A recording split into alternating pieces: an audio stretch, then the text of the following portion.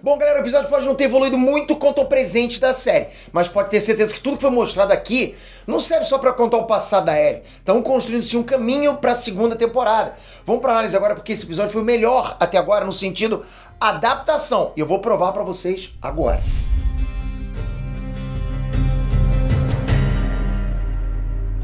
Inestrantes, Peter aqui. Pra você teria legal perder 10 minutos por dia, nem um segundo a mais, e jogar um vídeo no YouTube sem você aparecer e no final do mês receber 5 mil reais no teu bolso? Pra você teria legal transformar o YouTube numa fonte de renda passiva que só cresce com o volume de vídeo que você vai publicando, todo mês publicando mais? Fazer tudo isso no teu horário, sem chefe te perturbando, sem pegar ônibus? Então se liga, dos dias 14 a 16 de março, vai rolar o desafio YouTube Dinheiro no Bolso 2.0. Totalmente online, totalmente grátis, onde eu vou mostrar o passo a passo para criar o teu canal no YouTube e automatizar a criação de vídeo com inteligência artificial. Galera, o boom é agora. Essa explosão de inteligência artificial, de criação de vídeo é agora. Esse momento vai acabar. Quem aproveitar agora, aproveitou. Quem ficar de fora, porra, já era. Clica no link aqui embaixo pra participar, porra, galera, de graça. Espero lá. Galera, esse episódio não teve muita coisa pra acrescentar pro futuro, né? É realmente um flashback pra contar mais passado sobre a Ellie e tal, sobre a Riley, como que a Ellie recebeu a mordida e tal. Se a gente for comparar ele direto com a DLC Left Behind, dá pra notar claramente as diferenças com a DLC. E eu já adianto que o episódio conseguiu superar e muito a DLC. Eu sei que não tem nenhum por cento de ação do game, eu sei disso, né? Vê que a galera tá falando pra caramba isso nas redes sociais. Mas a forma como contaram a história da Ellie com a Riley foi muito mais emocionante do que no jogo. Vários momentos são idênticos aos do game, mas na maioria eles estão ali, tipo, só pra manter a fidelidade. E pra lembrar também que é a mesma história do jogo, só que de uma forma diferente. Eu falo pra vocês, o lore não foi mudado, tá agregando, né? Tá dando mais informações. Mas vamos lá, vem comigo que eu vou te explicar agora detalhe por detalhe. Mas lá um comentário aqui. Curtiu? Tá curtindo a série? Esse episódio te agradou? O que foi ruim nesse episódio? Manda ver no comentário que vai ser legal. Diferenças entre a série e a DLC. Bom, vamos começar pelo Joel. Se fosse para adaptar o jogo exatamente como aconteceu, o Joel não ia falar absolutamente nada nesse episódio. Muito menos mandar a Ellie ir pro norte lá e voltar pro Tommy para se proteger. No jogo ele só fica lá deitado, quase morrendo. Afinal, o machucado dele é bem maior no jogo do que na série. Outro ponto interessante é que para conseguir costurar o Joel, na ferida do Joel, a Ellie no jogo vai bem mais longe para conseguir uma agulha para costurar o Joel. Outra diferença que ficou muito visível é o próprio shopping. Ele é importante nas duas histórias, ok? Mas na série, infelizmente, esqueceram por um momento, né? Que se passaram 20 anos desde o surto e o shopping continua idêntico. Só com algumas coisas quebradas, né? Uma poeirinha aqui e ali. Ah, Pedro, mas tem mato crescendo dentro do shopping. Galera, não chega nem perto da aparência do shopping que a Ellie e a Riley vão visitar no jogo. Tipo, o mundo sem ninguém. Lembra dessa série lá na History Channel? É mais ou menos isso. Pô, 20 anos sem ninguém, não é só mato, né? Aquela cena do carrossel, por exemplo, no jogo, galera, aquele carrossel tá cercado de mato. Parecia até que ele tava instalado no meio da natureza. Fabricaram, no meio da floresta amazônica, aquele carrossel, né? Com mato, água, tudo em volta dele. Na série ele tá só precisando de uma vassourinha ali. Passa a vassourinha só. Outro ponto aqui é que ao invés de um infectado, no jogo são vários infectados. Então aquele papo de que o shopping tava fechado porque tinha muitos infectados lá na série é meio que uma referência ao jogo. Porque deu pra perceber que só tinha um, né? Vocês perceberam isso. A surpresa da Ellie quando ela visitou o shopping foi muito melhor na série. No jogo ela meio que já tinha ido lá, só não tinha energia elétrica, né? E pelo visto ela já conhecia algumas coisas naquele local. Então dava essa impressão pra caramba. Parte da surpresa de andar pela primeira vez na escada rolante não fica muito clara no jogo. Na verdade é a Riley que ficou com medo de cair quando andou pela primeira vez na escada rolante. Nossa! Olha pra mim! Nossa!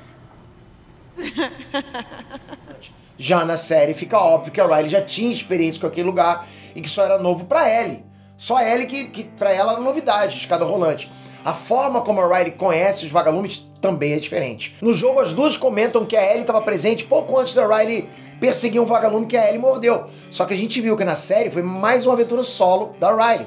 E o jogo deixa meio que no ar o fato da Ellie conhecer a Marlene de alguma forma. Inclusive dá pra perceber isso na fala da Riley quando ela diz pra Ellie, você sabe como é a Marlene. Se ela disse isso, é lógico que ela já conhecia. Isso sem contar do relacionamento das duas e de uma possível briga entre elas antes da Riley ir embora. Tem até uma foto delas no quarto quando a Riley chega e surpreende a Ellie.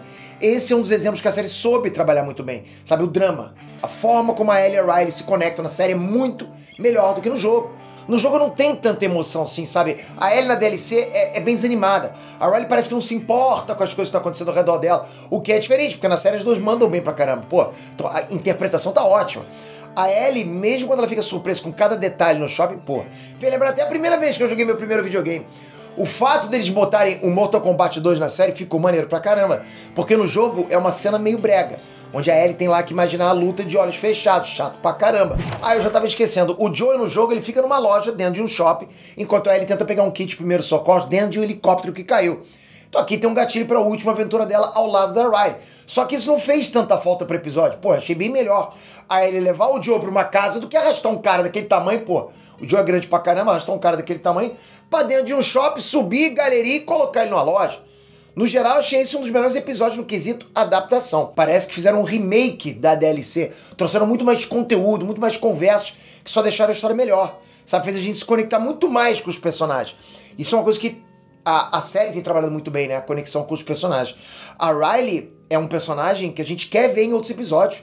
Percebe isso? Só que no jogo meio que é um personagem que a gente olha e fala, pô, tá legal, faz parte do passado da Ellie, tá bom, já foi.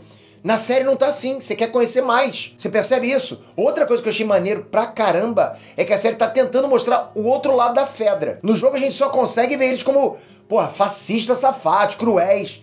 Isso facilita na hora de meter bala em todo mundo, pô, a gente quer matar todo mundo. Mas a série até agora tem mostrado que tem dois lados da moeda. Nem todo mundo na Fedra faz coisas ruins, assim como nem todo vagalume é gente boa. Percebe? Isso até tem que ser um retrato até pra vida real, né? Nem todo mundo é mal, nem todo mundo é bom em determinados grupos. Tem gente lá que acha realmente que a forma que eles fazem é a única forma de sobrevivência. Tipo, os caras estão certos, né? Na visão deles estão certos, são Thanos, né? Em cada lado. E é isso, ao mesmo tempo os vagalumes também não são os santos salvadores. Os caras usam bombas, e vez ou outra essas bombas matam inocentes. Os dois lados são bem extremistas no ideal deles, sabe? Os extremos, galera, isso é perigoso, né? E a gente viu no episódio 4 e no episódio 5 que o lado oprimido pode facilmente se tornar o lado opressor e se tornar até pior do que a Fedra. Ah, então você tá dizendo que a Fedra é boazinha? Não. Eu tô dizendo que a série traz muito mais complexidade pra Fedra do que o jogo. Do que só colocar eles como vilões malvados. Fidelidade e easter eggs do game. Bom, a cada episódio que passa, a gente percebe que estão deixando tudo pronto pra segunda temporada. Soltando as pontas, né? Abrindo aqueles gatilhos da curiosidade, aquela coisa. Quem jogou o segundo jogo sabe que uma das marcas da segunda parte é a versão da Ellie da música Take On Me do A.A. Take On Me. Pô, maneiro. Aliás, eu toquei essa música aqui no YouTube, sabia dessa? Bom, curiosidade, né? E nesse episódio a gente viu que a Ellie já era fã do A.A. desde a época que já era da Fedra. Outra coisa que eu achei interessante foi o cartaz Dawn of the Wolf Part 2 no shopping. Esse cartaz é uma referência à saga do Crepúsculo, né? Que na época que lançaram o jogo The Last of Us era um sucesso do cinema, só se falava em Crepúsculo. No jogo esse easter egg até faz sentido, mas na série ele tá ali pra fazer easter egg com o jogo e não com o Crepúsculo, já que ali no tempo da série o mundo virou um caos, bem antes de lançarem Crepúsculo no cinema. Pra ser sincero, nem o primeiro livro existia em 2003. Então realmente esse cartaz tá ali pra quem jogou o game e só. Mas é interessante, né? Um easter egg faz referência a um easter egg faz referência a outra coisa. E teve também vários momentos idênticos ao game, como por exemplo as máscaras que a Ellie e a Riley usam, né? A cabine de fotos, até mesmo o balcão onde elas dançam. Mas o episódio conseguiu brincar muito mais com a surpresa da Ellie em todos esses momentos. E na boa, galera, a Bella Ramsey, a atriz, ela trouxe muito mais vida pra esse momento tão importante da Ellie. Ela tá arrebentando nessa série. Que atriz casca grossa. A cabine de foto não era algo tão absurdo pra Ellie. Na verdade, ela já tinha uma foto com a Riley antes, como eu já disse pra vocês. Mas o que muda aqui é que aquele coelhinho de óculos escuros da cabine é uma das opções que a Ellie escolhe no jogo. Na série ele é o único que tem lá. No jogo tem algo interessante, porque a cabine de foto tem uma opção de compartilhar a imagem com o Facebook. Mas as meninas não têm noção nem do que é Facebook. Isso faz sentido, porque elas vivem num mundo sem internet. Aliás, acho que quando começou isso aí já nem existia mais Facebook. Facebook tá acabando, né? Desculpa, foi irresistível. Porque você pode estar se perguntando isso, né? Pô, por que não fizeram essa brincadeira com o Facebook na série? Pô, não foi feito, não tem nada a ver com falta de patrocínio. É que na linha do tempo da série, o Facebook nem foi criado, pô. Riley e Ellie. Como eu falei, galera, esse é o episódio com a melhor adaptação da série até agora. A relação da Riley e da Ellie é muito melhor do que no jogo. Esse episódio não serviu só pra contar o passado da Ellie. Ele serviu pra apresentar muito mais de quem é a Ellie, sabe? Os gostos dela, a relação dela com a Fedra, com os vagalumes, o primeiro beijo dela na Riley, os momentos finais das poucas pessoas que realmente importava pra ela. A gente viu os últimos momentos realmente de carinho que ela sentia num mundo que ainda funcionava pra ela, sabe? E ela lembra disso tudo porque ela tá mais uma vez passando pela mesma situação, quase perdendo alguém que ela realmente gosta, que ela realmente confia.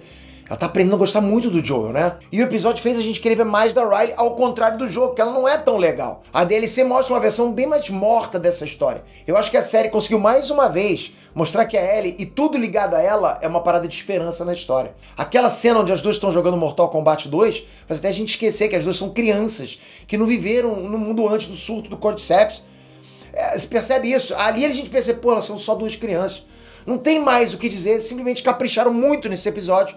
E a Bella Ramsey e a Storm Ride mandaram muito bem na atuação. Tipo, se pudesse dar um Oscar pra atuação, seria pra essas duas. Episódio 8. Só pra finalizar, galera, depois desse flashback do episódio 7, a gente vai voltar pro presente e ver o capítulo que rola no inverno no jogo, sendo adaptado no 8º episódio. Já tem uma prévia onde mostra o David encontrando a Ellie. E pelo trailer deu pra perceber que ele vai ser aquele cara bonzinho, acolhedor, mas só quem jogou o game sabe do que ele é capaz. Eu não vou dar mais spoiler aqui, mas agora a gente vai ver a Ellie em ação, caçando, fazendo de tudo pra proteger o Joe. E na boa, galera, esse episódio tem tudo pra ser do caramba. Que a ação se prepara, porque vai ter pra caramba. E galera, o que eu disse, a explosão da inteligência artificial, da criação de conteúdo é agora. Não deixa passar esse momento. Nunca eu vi algo acontecer como tá acontecendo agora. Clica nesse botão aqui embaixo, não deixa passar esse momento. É totalmente grátis, tô te esperando lá no desafio, hein? Obrigado, galera. Agora toca aqui, se inscreve no canal, ativa o sininho. Tem mais conteúdo chegando do The Last of Us essa semana. Aliás, já tem uns vídeos que eu gravei, né? Então vocês vão curtir pra caramba o que tá chegando aí. Então pra isso, tem que estar inscrito com o sininho, se não perde notificação. Obrigado, galera. Até a próxima. Fui!